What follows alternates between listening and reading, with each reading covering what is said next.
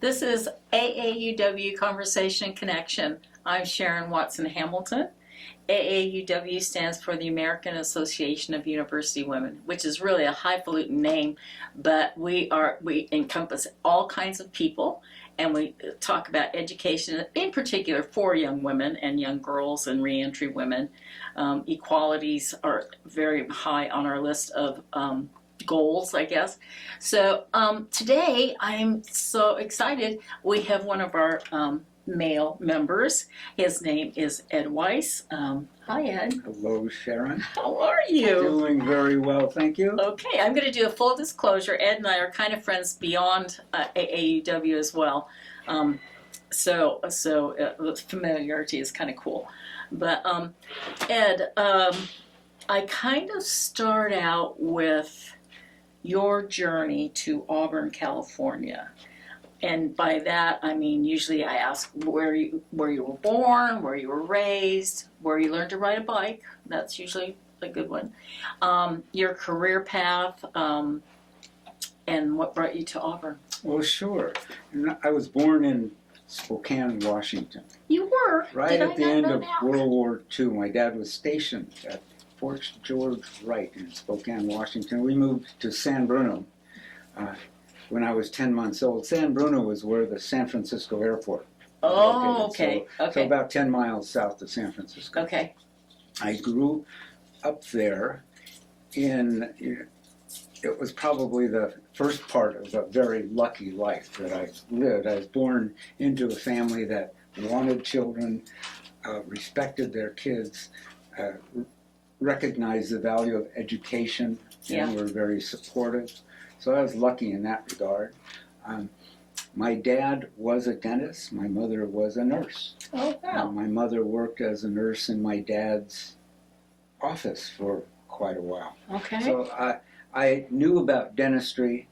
I ended up going to UC San Diego for undergraduate and decided to try dentistry, although never did my dad ever even mention the idea of me becoming really? a dentist. Oh, that's interesting. But then after undergraduate, I went to UC San Francisco. Okay. And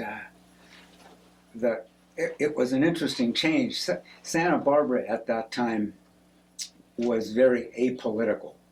And my big decision of the day when I was going to school was whether I was going to wear shoes to class or not. Then when I was in San Francisco, at the end of my career as a student in San Francisco, it was when in Santa Barbara they bombed one of the bank buildings. So I guess the politics of that little school had become much more radical than when I was there. So is that, you're talking early 60s? Yeah. Yeah. I went to dental school between 65 and 69. Okay. Well, a couple friends of mine in dental school came from Auburn.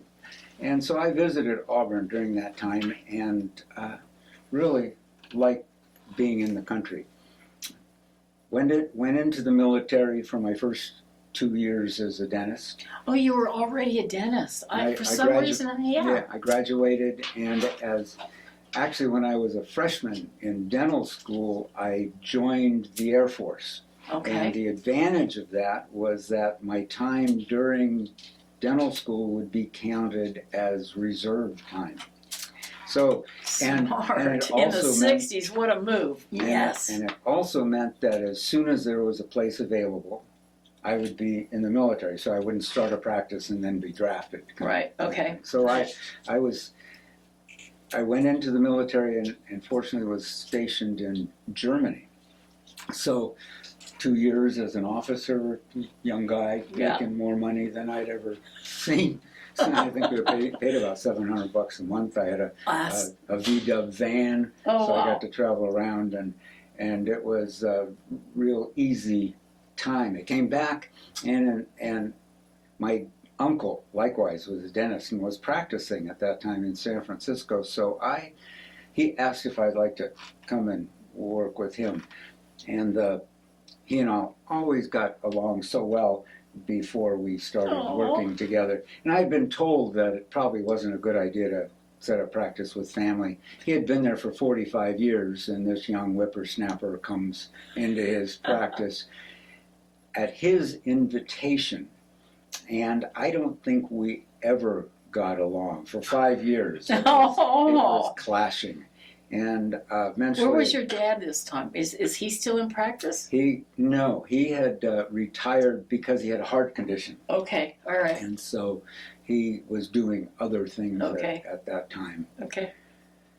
So a friend who happened to be living in Auburn asked if I'd like to associate with him. So I came up to Auburn. I left San Francisco, came to Auburn, and set up with him. He eventually sold his practice, but not to me. Okay. And over a little bit of time, I eventually ended up in the office of where one of my dental school friends was working. Is that Karen? I hadn't thought about Karen. Oh, Karen was a hygienist. Okay. But I was thinking of Doug and Roger Musso. Oh, yes, both yes. dentists. Uh-huh. And Doug Musso was working in the office of Walt Skinner. Okay. And it was a very large office. So with me there were 4 dentists, half a dozen hygienists. I think we had 27 people working in that office. Oh, wow. And it was such a friendly place to work. All during the time I was there, almost no one left. I was there with him for 25 years. Wow. And it was like a family. Yeah. So it's really, really fun to work there. During that time, I started working out at a local gym, and that's where I met my future wife, Barbara. And we probably started to live together in 1988. Oh, wow. And married in 2003. Okay. Well, you want to make sure it worked. Yeah, Okay. It seemed to be working. And that was another really lucky part of my life. We've gotten along really well, and it's a wonderful partnership. Yeah. So Yeah. Oh very my lucky gosh. Oh my gosh. So how long you were in the Air Force then? 2 years. 2 I was years. 2 years in Germany. And then 4 years in reserve at that time. Is that how? But it worked Well, towards remember, your. I was- Yeah.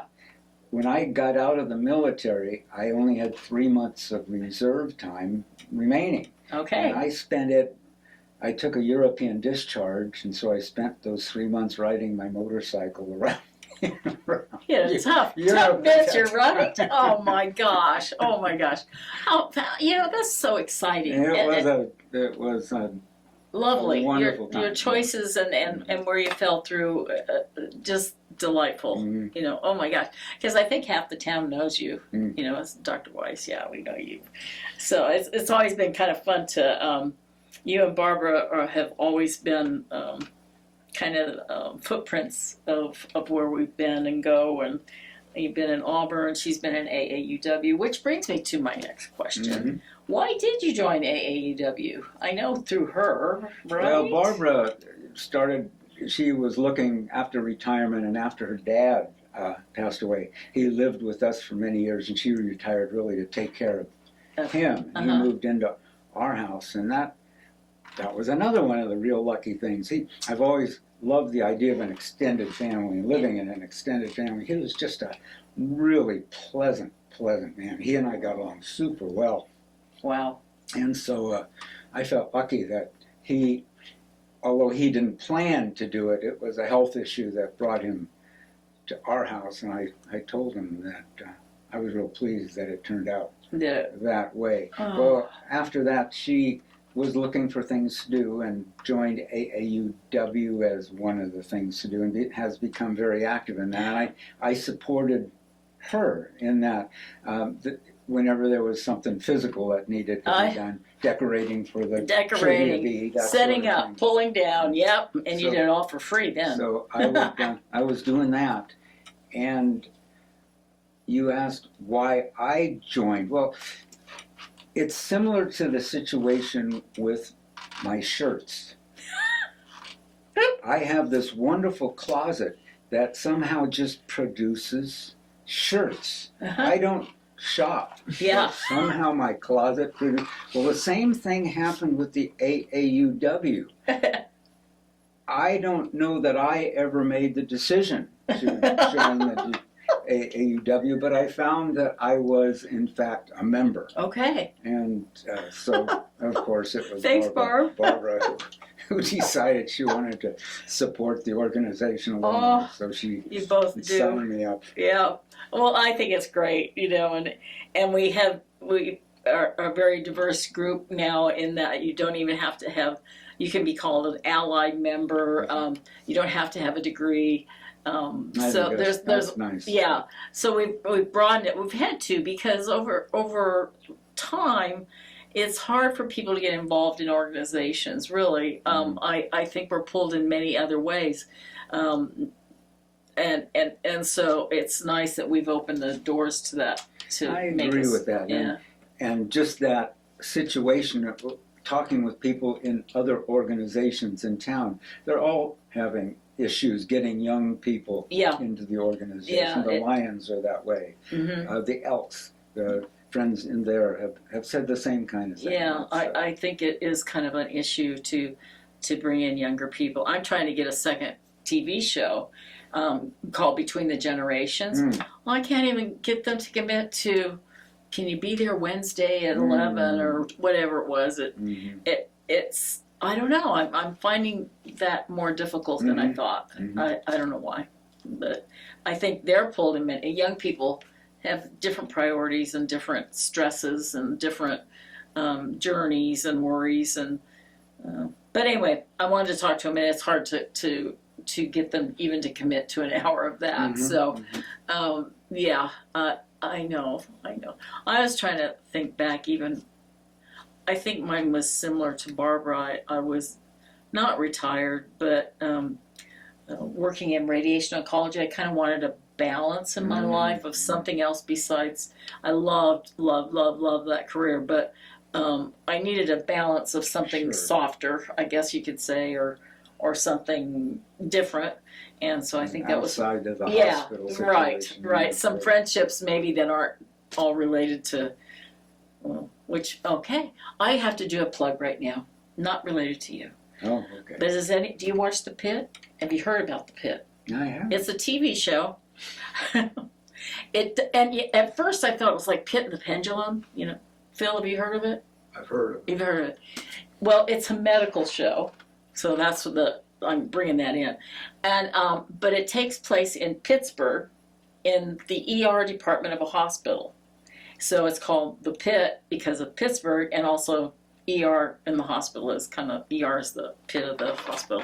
Anyway, it's such a good show, and kind of brings me to, I wanted to get away from that. When you're in the middle of that, you've got to get some release, and because it can be just heart-rendering sometimes. I would imagine, especially ER. ER, gosh, on the show, and I was in oncology, and I wouldn't change it for anything, but sometimes you have to get some relief. So the stories you must have to deal with. Sometimes oncology treatment. All right, yeah, it can be tough sometimes, but I was always grateful. But as I know, many people with happy smiles are for you. So in regards to that, probably the most fun part for me in dentistry was having been able to work so long in one office. I had several generations of some family. Oh, that's so neat. And that's the part I miss, is being able to keep up with so many people. Right. Of course, someone will come in. I have a chart right there, so I remember what I discussed in the 6 months before. And so we get to sort of continue conversations. And it's, I certainly miss that part. Yeah, I know. I miss the connection of that too. Because you are helping people. You're helping them through things. Everybody hates the dentist, don't they? So you're helping them through treatment. Dental treatment, not the dentist. Of course, that's what I meant.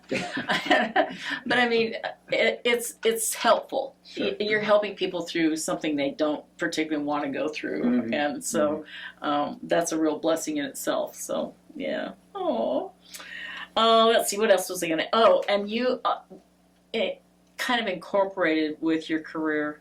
I know you and Barbara did a lot of humanitarian journeys. Mhm. I want to call them flying doctors, but it's not flying doctors because you were dentists. Well, actually, the organization was Los Médicos Voladores, which is Spanish for the Flying Doctors. Okay.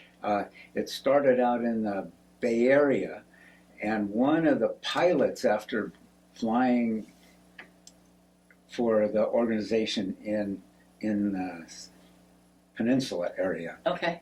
moved up here, and he advertised a meeting at the library, and somehow I found out about this. I thought he had actually called me and just informed me about this meeting, and I mentioned that to him a couple of years later, and he told me, I never called you. So I don't know how I found out about it, but in any regard, it went to that meeting, and there were 30 people, so it looked like it was going to be a real success. And I was able to go on the very first trip of our local chapter.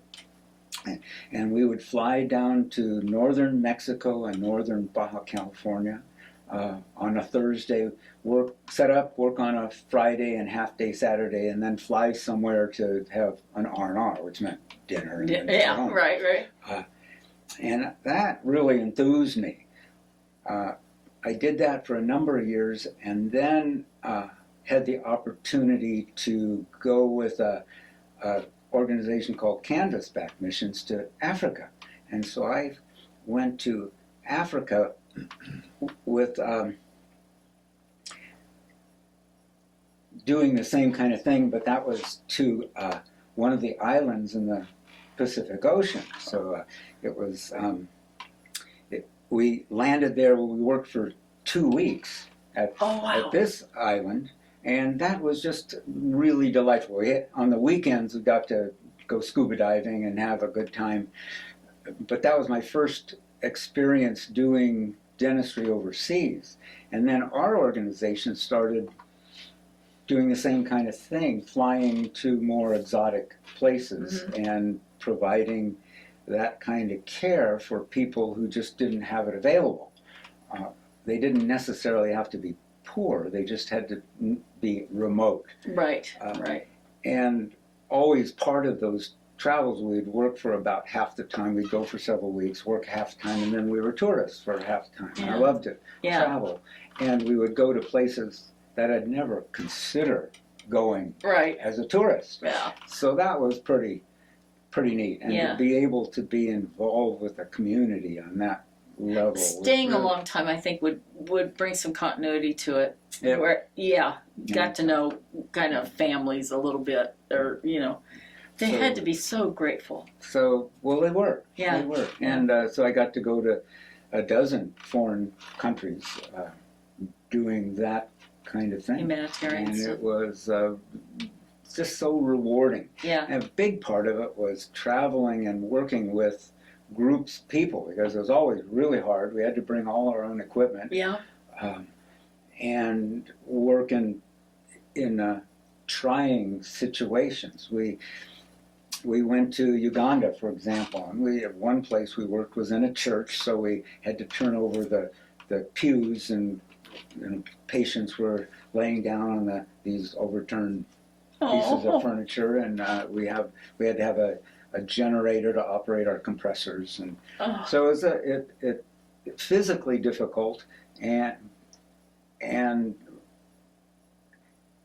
it was just so nice to be part of a team, all of whom were volunteers, paying their own way, and there was that cohesion, that community that we would have of a dozen or two people who were very involved in. And I know Barbara got involved. Her background is not in dentistry in any way, but I know she helped coordinate flights, and whenever she's so she good could at go, that.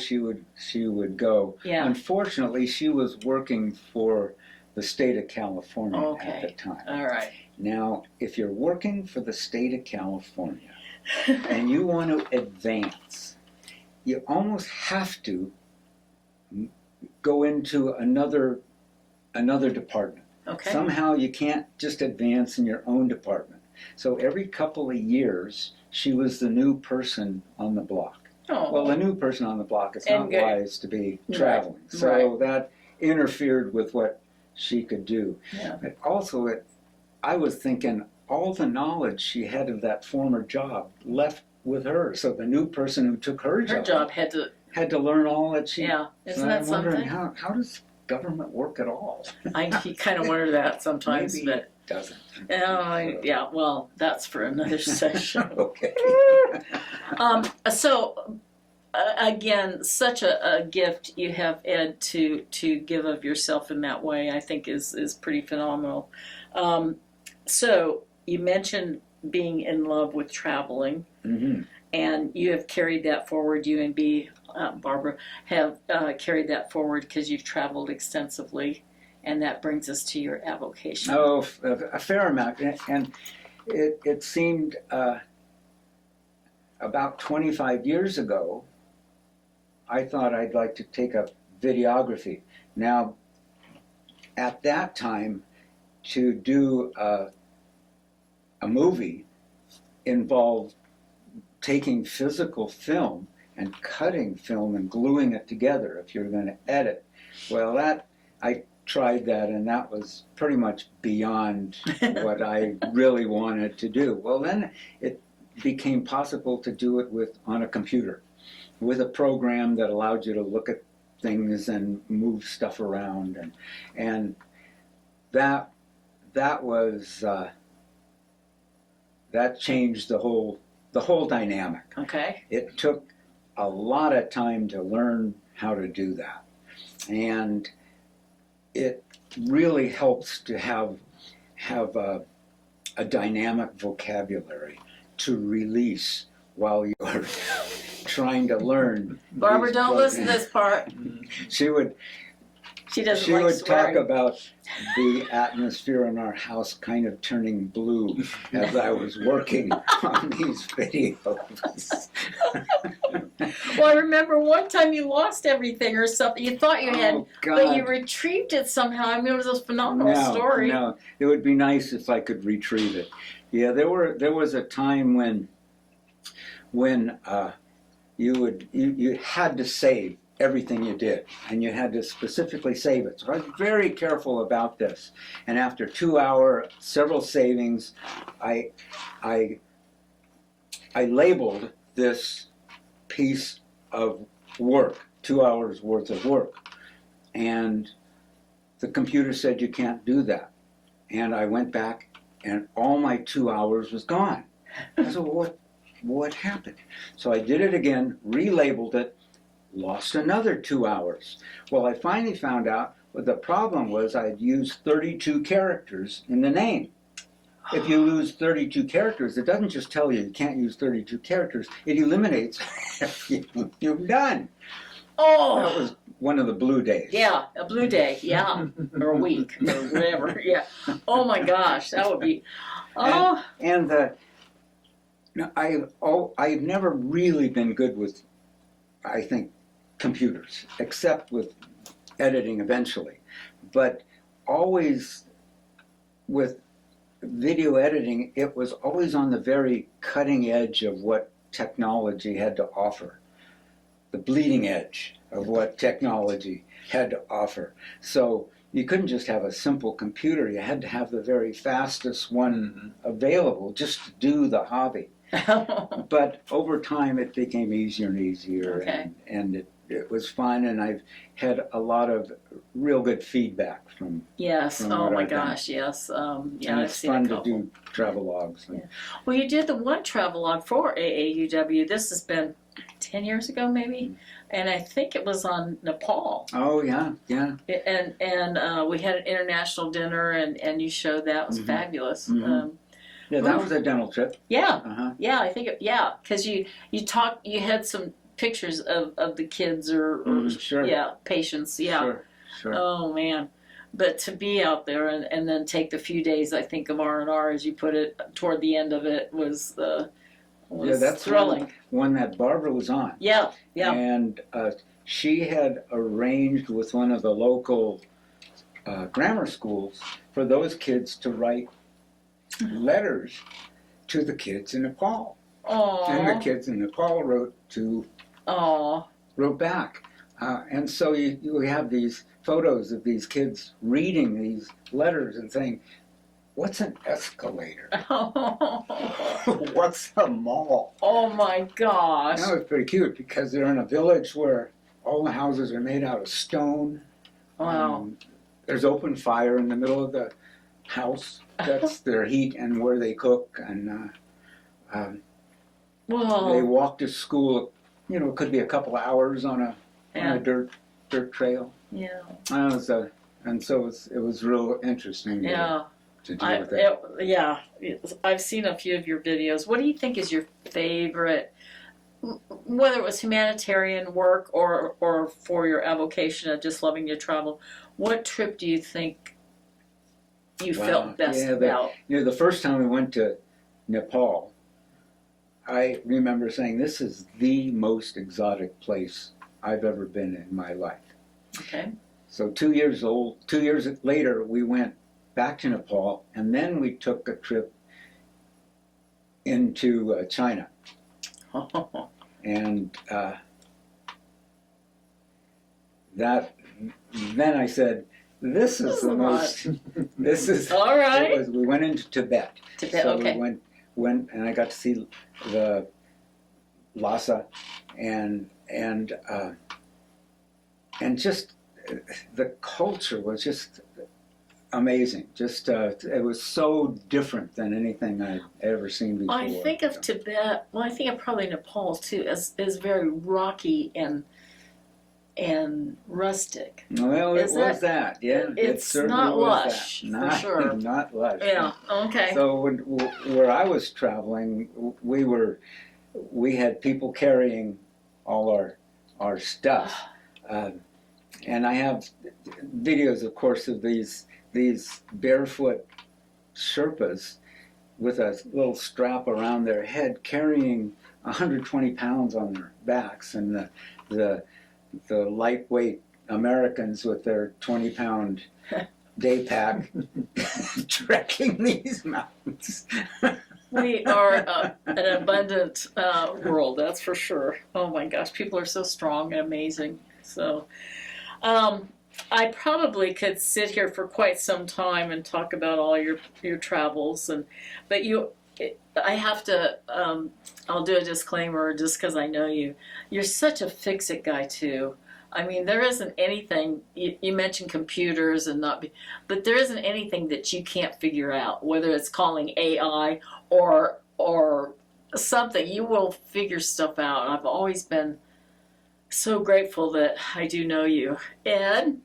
I'm pushing the red button and nothing's happening. And you'll come over and fix it. I don't know. Anyway, I just find that very a unique talent. We are really lucky in this particular time of existence because of Google. Google, yeah. And it seems like if something goes wrong, there's a dozen people who have already fixed it and who have decided they're going to tell you how on YouTube. That has been really wonderful. Even me, the most fearful person of technology, I think, I've used that and I'm amazed. Mm-hmm. They're telling me everything. They're telling me where the red button is. Yeah, exactly. Oh my gosh, I love you. Exactly. So, anyway, the AAUW, we are grateful we have you. I know you're also involved in Great Decisions. It's one of our sections. And that's because I've been in that with you. And surrounded by bright people in that group. Oh my gosh, very impressive. Very impressive, isn't it? And you are impressive in that. It's a global interest group that AAUW has, and we talk about more current affairs. That's how I look at it anyway. And it's amazing, some of our members and the reading and the knowledge they have. It's pretty outstanding. Yeah, I agree. You fit in with that fairly well. I kind of sit there. I feel like I'm in 8th grade in the dunce corner or something. And listen to those gals. I know what they know and what they've done. I know. My goodness sakes. I know. It's pretty. It's pretty cool. Yeah, it's part of the pleasure of doing those discussions is finding out about just how much some of those ladies know, No. what they've done, and what they're involved with. And Yeah.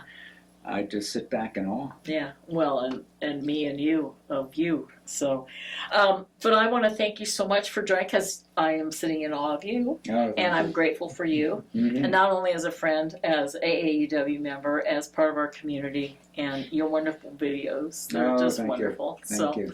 All right, sweetie, thank you. Everyone, take care of one another.